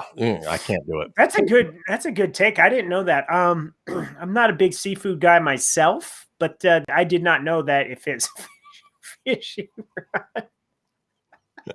Could that rule be applied to a brothel as well? All right. Anyway, I move on. Talking restaurant red flags. Yummy. This one says, when the menus are super dirty and are never clean, that means everything is super dirty and never clean. Well, yeah, duh. And I can't tell you how many restaurants I've been into where the menus are sticky or they've got things that are stuck to them, and they're just gross. I guess another rule for the brothels as well, right? I don't know. Just being immature today. It's rare that we see Tony with a case of the giggles, but glad we brought it out on you. All it takes, I guess, is dirty jokes and poop jokes. Innuendo. Yeah. Rolling on restaurant red flags. Get in my belly! Another good piece of advice. In culinary school, every single chef instructor says the same thing. If it's misspelled on the menu, that's on purpose. It's so that they don't have to sell you the real thing. For example, crab cakes spelled with a K instead of a C. So be careful of those Krabby Patties. Wow. That's a good fun fact. I didn't think of that. Well, and you know who's paying for that right now is Subway. with their tuna. Apparently, there is no actual tuna in their tuna fish sandwiches. What the hell are they putting in there? Is it chicken of the sea tuna? It's some laboratory creation, I guess. Well, I don't like eating at Subway anyways because it always smells like dirty feet when you walk in there. Oh, I try to avoid it at every cost anyway, especially after a couple of years ago when they said that the bread was maybe like one molecule away from yoga mats. Hard pass for me. Let's keep rolling on, talking restaurant red flags. Yummy! Or in this case, a restaurant green flag. Says we have a sushi place where the chef gives you a free sample of future dishes. This usually means they take pride in their work and want to see people's reactions before committing it to the menu, which is a great piece of advice. If they're keeping their menu small, if they're offering things to try before putting it on the menu, might be a good place to check out. Yeah, I mean, that's always a good way to entice. It's the whole power of the sample. If you get that taste in your mouth and it's good, well, you're gonna want to try it. I mean, that's what used to be one of the great things about Panda Express is when you sat there, if you were curious if they had a new menu, because they shake up a couple of the entrees. Last week I tried the steak and shrimp sautéed. Okay, it's a new one. It was okay. It wasn't terrible. It was all right. I would have rather sampled it, and I would have been like, it's okay. Yeah. But I ended up ordering the thing, and it wasn't awful. I probably wouldn't get it again, but yeah, all goes to say that free samples go a long way. Absolutely. Rolling on restaurant red flags. Get in my belly! Here's a good piece of advice. Catch of the day restaurants better have a lake or an ocean within a 50-mile radius. If they are advertising fresh caught Alaskan salmon and you aren't in Alaska, chances are that thing is not fresh. Yeah. It goes back to fishy fish. Yeah. I can't. I've been to a few places where the fish is strong. Ooh. Yeah. Ooh, I'm out of there faster than you can say fish. You're like, all right. No. Let's keep moving on. Restaurant red flags. Yummy! Another good piece of advice, maybe based on the time of day, but simply says if the area is busy but the restaurant is empty, it's usually a bad sign. Yeah, you want to go to the places that are busy because it usually means that they have good food. But because they're empty doesn't necessarily mean that they're bad, especially with everything that's going on in the world right now. Yeah, I wouldn't say that's completely true. I mean, there could be a lot of reasons why that place isn't busy. I mean, their prices could be high because sometimes, like Five Guys is generally when I go in, it's not generally busy when I go to Five Guys, but it's not because it's bad because it's freaking delicious. It's who the hell wants to spend $18 on burger, fries, and a drink, dude? Yeah, you have to mortgage your house for a combo. It's yeah, you do. So that's one of those things, dude. I try to go with somebody so I can split the fries. I'm a cheap ass and I get water. I don't get anything else to drink there. Because the burger's its own layaway plan. There you go. Well, finally, in restaurant red flags. Get in my belly! This one, I always look for how the staff interact with each other. If they all seem to enjoy being there and coordinate well, more often than not, it's because everything is running smoothly and they have a good system, which usually means they know that what they're doing and you can expect good food. And it's always more enjoyable to go into a restaurant where it's got a nice atmosphere, where the waiters are nice and don't just come along and be like, "What do you want?" Pay on the kiosk. That's not service. It's better than that. Yeah, I like the attentive ones. That they pay attention stuff. Right, but there is too attentive. The people who come sit down, annoying. Yeah, next to you, and they want to be your buddy. There should be a little distance there. Yeah, go away. Just come by, make sure my water is topped off, and just keep rolling. Exactly. Well, folks, that does it for Restaurant Red Flags. When we come back, we're headed to the final segment of the show. It's time for This Day in History. Don't go anywhere. We'll be right back.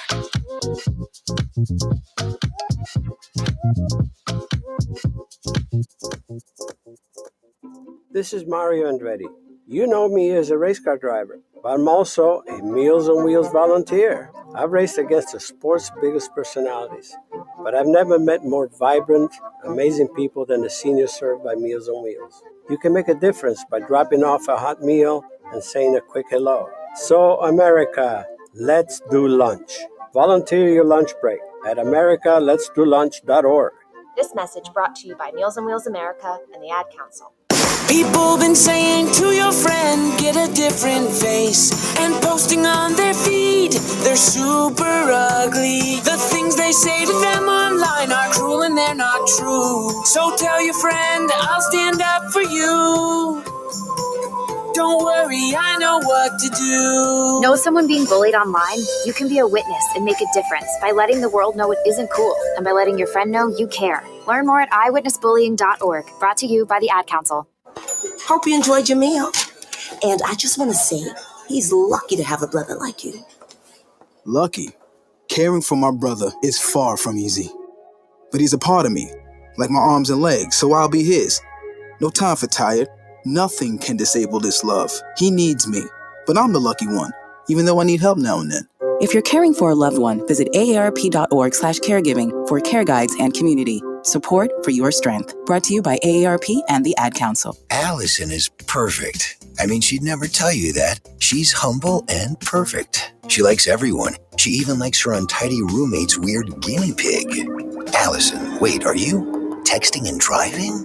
Allison, no. That's the exact opposite of what I was just saying about you. Why, Allison? Why? Texting and driving makes good people look bad. Visit StopTextStopWrecks.org. Brought to you by the National Highway Traffic Safety Administration and the Ad Council. I'm Paul George of the Indiana Pacers. When I was 6, my days were spent playing basketball. When I was 6, my dream was to make it to the NBA. When I was 6, my mom had a stroke. So I want you to learn to spot a stroke fast. F-A-S-T. F, face drooping. A, arm weakness. S, speech difficulty. T, time to call 911. I'm Paul George. Spot a stroke fast. Visit strokeassociation.org. Brought to you by the American Stroke Association and the Ad Council. My name is Lola Silvestri, and I'm going to be 95 this year. I was very independent. I fell, and I had to have Meals on Wheels. America, let's do lunch. 1 in 6 seniors faces the threat of hunger, and millions more live in isolation. Drop off a hot meal and say a quick hello. Volunteer for Meals on Wheels by donating your lunch break at americaletsdolunch.org. This message brought to you by Meals on Wheels America and the Ad Council. You're listening to Fenix Media. Listen live and explore more great shows at phoenixmedia.us.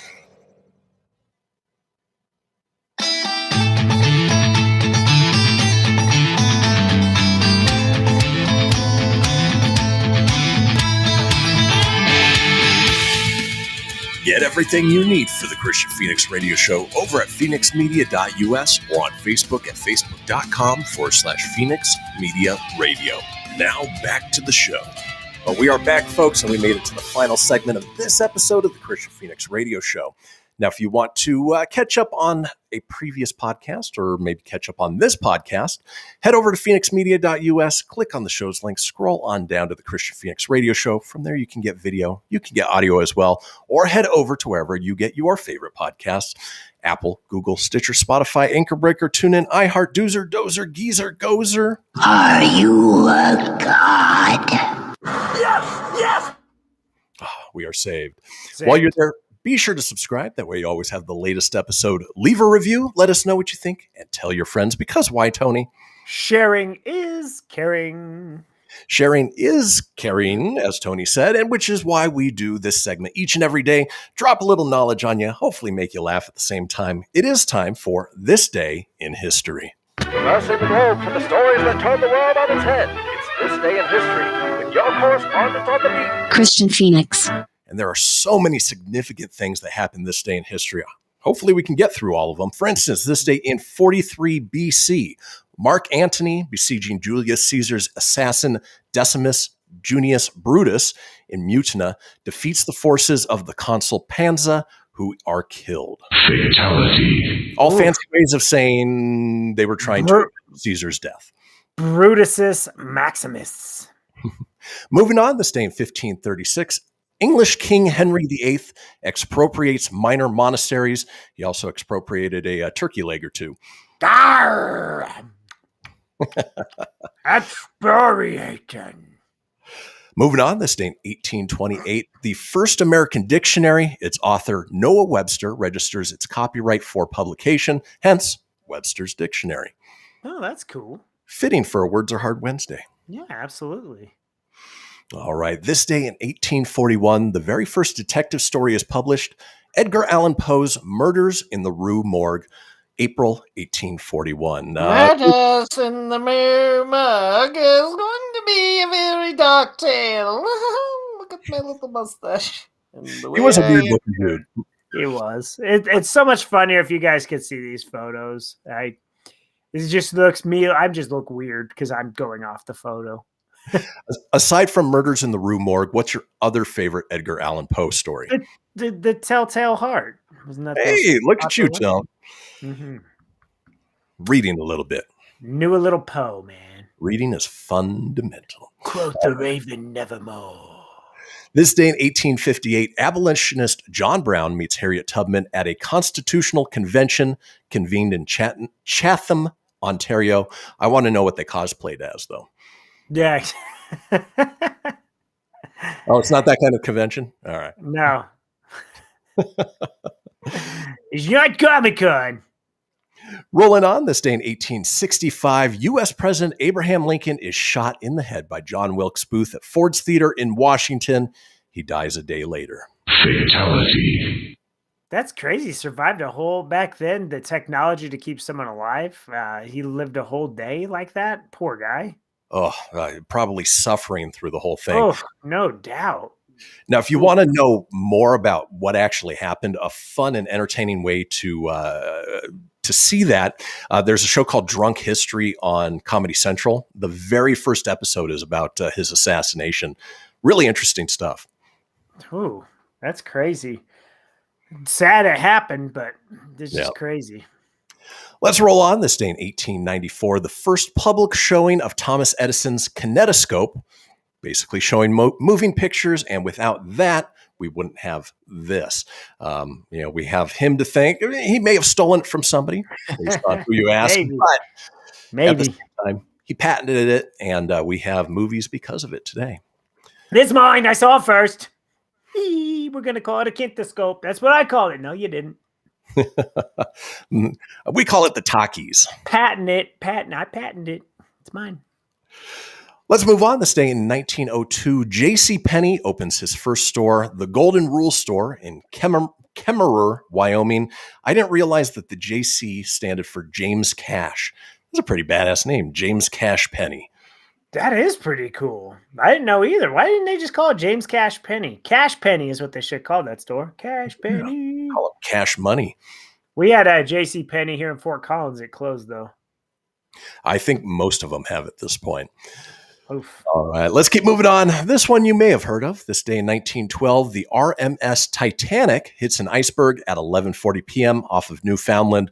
Wonder what happened to the ship. Did it keep rolling on? Did it sink? I have no idea.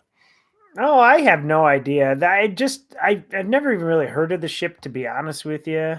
Yeah, did Rose and Jack make it? That's all I want to know. Rose, you're so stupid, Rose! I figured you were going there. Yeah. All right, rolling on. This day in 1939, John Steinbeck novel The Grapes of Wrath is published. Aside from The Grapes of Wrath, Tone, what's your other favorite John Steinbeck novel? Rose, you're so stupid. Why'd you throw that in the ocean, Rose? Yeah, I think it was that book that was adapted to Jim Cameron's Titanic, right? Yeah, I thought so too. Yeah, I don't know anything else he writes. I couldn't tell you either off the top of my head. Obviously, right? Rolling on. This day in 1958, the Soviet spacecraft Sputnik 2 with space dog Laika aboard burns up during re-entry into Earth's atmosphere. Oh, poor Laika. Yeah, Laika was cute. Like, you're smiling like, hey, get me out of here, please. Terrible name, Sputnik. Sputnik. And we're going to put Sputnik and we'll put space dog Laika. He's going to be in. Moving on, this day in 1960, a huge day in music history. American record company Motown is founded by Berry Gordy Jr., is incorporated as Motown Record Corporation. I had the joy of meeting Berry Gordy. What an interesting guy. I mean, just super interesting. Oh, that's crazy. I didn't know you met him. And apparently Steinbeck wrote of Mice and Men. So there you go. Yeah. All right. Love Thanks, it. Friday. Moving on, this day in 1963, Beatle George Harrison is impressed by an unsigned group, a little band known as the Rolling Stones. There's this band called the Rolling Stones. They might outlive us and play longer than us, eh? I got my mind set on them. Moving on, this day in 1980, the 52nd Academy Awards. Kramer versus Kramer. Dustin Hoffman and Sally Field are the big winners. Definitely Kramer versus Kramer. Definitely. I always think of Cosmo Kramer whenever that name. Yeah. You know what's funny is when I was a kid, my mom had that recorded on a VHS tape, and I remember seeing it sitting there, and I'm just like, Kramer versus Kramer? Oh, what is that small way? It's about two parents, I assume, that are divorced and they're fighting each other in court. That would be what I'm guessing. I've never seen it. You know, I have seen it, but I don't remember it. Kramer versus Kramer? It's been a while, to say the least. What, Cosmo Kramer? Oh. Let's keep moving on. This day in 2000, Tony, I know you remember this one well. Metallica file a lawsuit against P2P sharing phenomenon Napster. This lawsuit eventually leads to the movement against file sharing programs. Napster bad. Definitely, this is a lost Ulrich with Metallica, and I just want to say Napster is definitely Napster good. Napster bad. I just remember the big animated where James was like that big gorilla, and then like Lars had those big lips and all over it. And then I feel bad because in this picture they show poor Jason Newsted. Like that's all they show. It's heavy metal musician Jason Newsted, and it's like, dude, that was a Lars thing. They should be plastering Lars's face there, not Jason's. Yeah, that's the way it goes sometimes.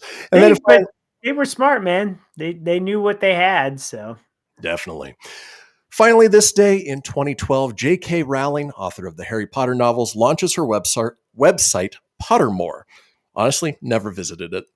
No, I never did either. Come to Pottermore, J.K. Rowling. Come visit Harry at Pottermore.